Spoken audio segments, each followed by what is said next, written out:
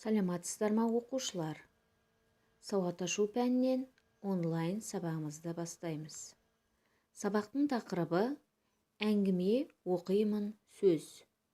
Оқу мақсаты оқудың түрлерін қолдану. Буындап оқу, жиі кездесетін сөздерді тұтас оқу, түсініп оқу. Оқушылар, сөз дегеніміз не? Сөз неден құралады? Дұрыс. Сөз дыбыстардан құралады. Сөздің мағынасы болады. Сөздерден сөйлем, ал сөйлемнен әңгіме құралады.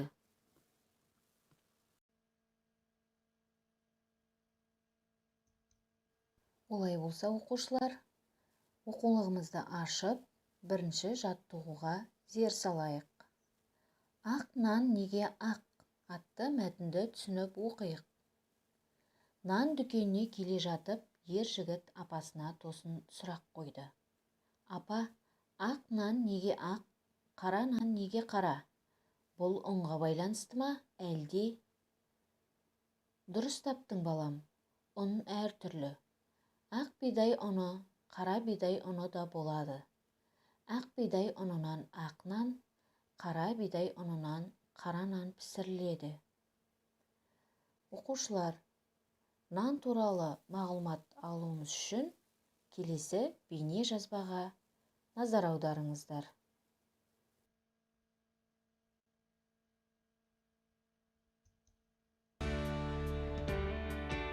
Нан өнімдері адам үшін күш қуаттың қайнар көзі. Бүгінгі таңда нан өнімдерінің түрі молайып, сапасына байланысты әр қайсының ағзаға пайдасы да әртүрлі болып келеді.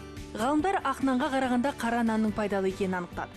Қара нан диабеттің өршу қаупінің алдын алады. Шығыс Финляндия университетінің мамандары қара нанды жиі жеу қандағы қан деңгейін төмендетіп, екінші дәрежелі диабетті болдырмайтынын дәлелдеген. Ресейде аштық жылдары қара бидай нан жеген адамдар ешқашан авитаминоздан зардап шекпеген деген ақпар бар. Мамандардың зерттеу бойынша бұл өнім темір, А, Б дәрумендеріне бай. Егер сіз оны тұрақты қабылдасаңыз, ағзаңыз токсиндер мен тұздан тазарып, ас қорыту жақсарады. Қара нан арықтауға да көмектеседі. Күнделікті оның бірнеше тілімін жеу салмақты бір қалыпты ұстауға және артық калорияны жоюға ықпал етеді. Сонымен қатар қара нанның құрамында кездесетін бидай, қара бидай дәндері ағзаны обыр мен сусамыр ауруларынан сақтайды деген тұжырым бар.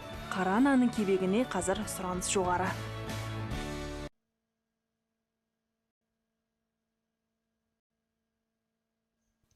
Оқушылар, нан туралы бейнежазбаны тыңдап болсақ, мәтіннің астындағы келесі сұрақтарға жауап берейік. Бірінші сұрақ: өлең бе, әлде әңгіме ме? Екінші сұрақ: мәтінде не туралы айтылған? Мәтіннен қарама-қарсы мағынасы бар сөздерді тауып айт. Жауабын мұғалімге жібер. Оқушылар, қарама-қарсы сөз дегеніміз не? Бұл мәліметті толығырақ білу үшін келесі бейне жазбаға назар аударыңыз. Оқушылар, нан туралы бейне жазбаны тыңдап болсақ, мәтіннің астындағы келесі сұрақтарға жауап берейік. Бірінші сұрақ: өлең бе, әлде әңгіме ме? Екінші сұрақ: мәтінде не туралы айтылған? Мәтіннен қарама-қарсы мағынасы бар сөздерді тауып айт. Жауабын мұғалімге жібер. Оқушылар, қарама-қарсы сөз дегеніміз не? Бұл мәліметті толығырақ білу үшін келесі бейне жазбаға назар аударыңыз.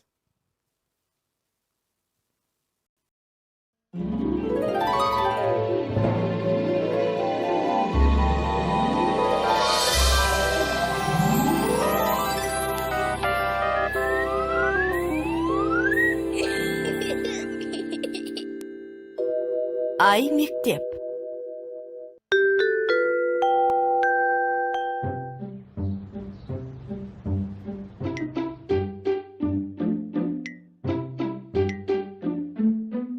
Дана, сен не істеп отырсың? Мен ойланып отырмын. Не туралы ойланып отырсың? Қарындаш туралы ма? Иә, қараңызшы, мына екі қарындаштың қандай айырмашылығы бар? Айырмашылық дейсің бе? Мынау ақ қарындаш. Ал мынау қара қарындаш. Иә, дұрыс айтасың. Ақ және қара қарындаш. Тағы мына қарындаш қысқа. Онда мына қарындаш ұзын. Сондай-ақ мынау жуан қарындаш. Иә, ал мынау жіңішке. Ақ, қара, ұзын, қысқа, жуан, жіңішке. Бұл сөздер қарама-қарсы мағыналы сөздер деп аталады. Бұл сөздерді біз заттың сынын білдіретін сөздер деп оқыған едік. Иә, бұл сөздер заттың сынын білдіреді, әрі мағыналары бір-біріне қарама-қарсы. Иә, мен түсіндім. Қарама-қарсы мағыналы сөздер қандай қызық? Үлкен, кішкентай, түзу, қисық, аз, көп, биік, аласа. Иә, бұл сөздердің барлығы қарама-қарсы мағыналы сөздер. Аға, тек қана заттың сынын білдіретін сөздер ғана қарама-қарсы мағыналы бола ма? Жоқ, заттың қимылын білдіретін қарама-қарсы мағыналы сөздер де бар. Мысалы, шығу, кіру. Мезгілді білдіретін де қарама-қарсы мағыналы сөздер бар. Мысалы, күндіз, түн, қыс, жаз. Аға, қараңыз, Вики бір-біріне қарама-қарсы екі түрлі аяқ киім әкеліп қойыпты. Мынау үлкен, қара және ескі бәтеңке. Ал мынау кішкентай, ақ және жаңа бәтеңке.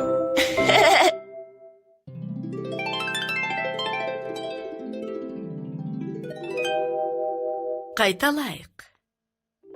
Қарама-қарсы мағыналы сөздер. Тілімізде мағыналары бір-біріне қарама-қарсы сөздер болады. Мысалы, ақ, қара, ұзын, қысқа, жуан, жіңішке. Заттың сынын білдіретін сөздердің арасында қарама-қарсы мағыналы сөздер көбірек кездеседі. Мысалы, үлкен, кішкентай, қара, ақ, ескі, жаңа. Заттың қимылын білдіретін қарама-қарсы мағыналы сөздер де бар. Мысалы, әкелу, апару, кіру, шығу. Қарама-қарсы мағыналы басқа да сөздер кездеседі. Мысалы, күндіз, түн, қыс, жаз.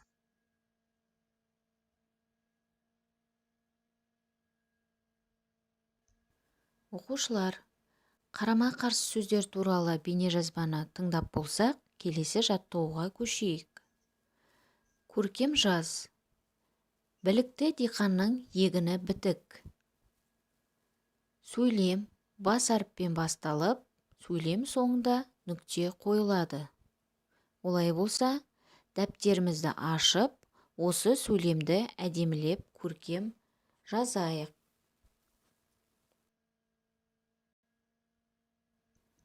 Дәптерімізге әдемілеп жазып алсақ, келесі жаттығуға көшейік. Үшінші жаттығу. Өлеңді жатқа жаз. Қарамен берілген сөзге мағынасы қарама-қарсы сөзді тап. Ерте тұрып таңнан, пісіреді апам ағынан.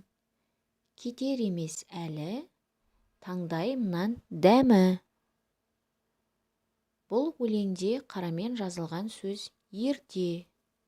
Осы ерте сөзіне қарама-қарсы мағынадағы сөзді тауып, мұғалімге жібер.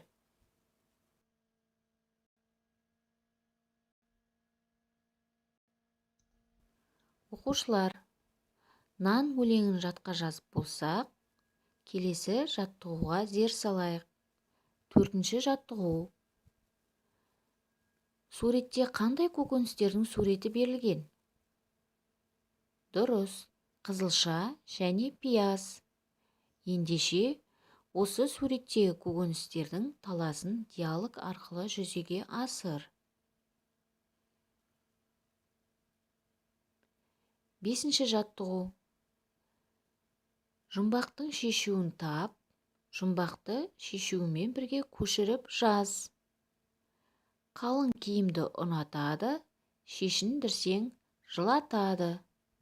Бұл не? Қарамен берілген сөзге мағынасы қарама-қарсы сөзді тап. Жұмбақтың шешімін тауып болсақ, жауабын мұғалімге жібер. Келесі 6-шы жаттығу. Қане оқушылар, жаңылтпашты бірге оқып жаттайық. Торта қойдым, орта қойдым, орта қойдым, жорта қойдым. Осы жаңылтпашты жаттап және дәптерімізге жазып аламыз.